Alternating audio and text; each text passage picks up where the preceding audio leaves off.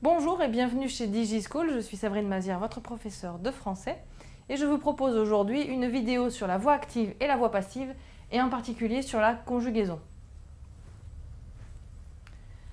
Tout d'abord, quelques généralités. Il faut savoir que pour passer de la voix active à la voix passive, en conjuguant notre verbe, on va devoir utiliser l'auxiliaire être.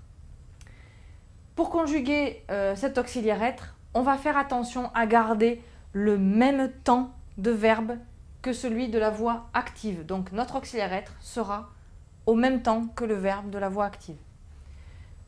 Le verbe en fait qui est conjugué va être ajouté à cet auxiliaire être, mais lui sous la forme d'un participe passé. Concrètement, les élèves écrivent un article pour le journal du collège. Je vais avoir mon verbe écrire dans ma phrase active, ce verbe qui est au présent de l'indicatif. Je vais donc transformer mon présent de l'indicatif sur mon auxiliaire être et mon verbe écrire va devenir un participe passé et ça va donner un article est écrit par les élèves. Un petit récapitulatif sous la forme d'un tableau pour bien comprendre. Quand je suis au présent de l'indicatif, mon verbe écrire, il écrit. Quand je suis à la voix passive, c'est mon auxiliaire qui est conjugué au présent de l'indicatif, il est écrit. Plus le participe passé écrit qu'on va retrouver à chaque fois. Au futur, il écrira, c'est mon verbe être, mon auxiliaire être que je vais conjuguer au futur, donc il sera écrit. À l'imparfait, il écrivait, ça passera à l'imparfait pour l'auxiliaire, il était écrit. Passé simple, il écrivit, mon auxiliaire au passé simple, il fut écrit. Je poursuis. Mon passé composé, il a écrit. Je vais rajouter tout simplement le passé composé de l'auxiliaire être qui se forme en deux parties, puisque passé composé, c'est un temps composé, donc il a été écrit. On rajoute simplement en fait l'auxiliaire être sous la forme du participe passé. Plus que parfait, c'est la même chose. Temps composé, il avait écrit. Je vais rajouter, il avait été écrit. Passé antérieur, temps composé, il eut écrit. Je rajoute, il eut été écrit. Le présent de l'impératif.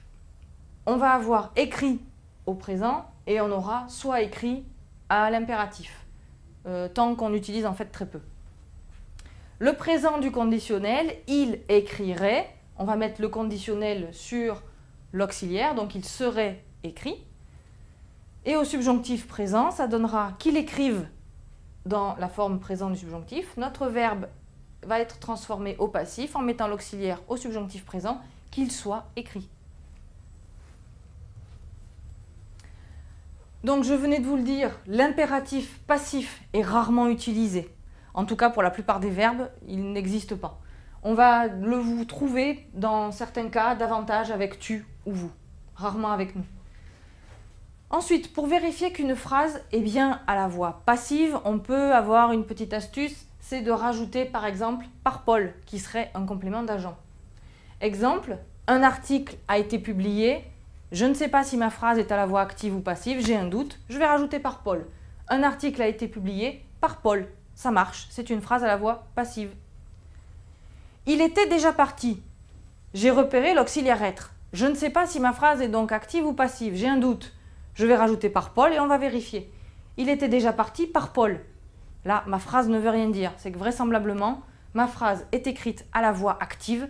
Simplement, le verbe partir se conjugue au passé composé avec l'auxiliaire être. Mais ce n'est pas une voix passive. En conclusion, on va retenir que l'auxiliaire être de la phrase passive est conjugué au même temps que mon verbe de la voix active. Et on va retenir également que mon verbe passe au participe passé et qu'il va s'accorder donc avec le sujet puisqu'on utilise l'auxiliaire être. Voilà pour cette vidéo sur la conjugaison de la voix passive. Je vous propose également de regarder les autres vidéos de DigiSchool qui traitent aussi de la voix passive et notamment sur la construction de cette voix passive. À bientôt!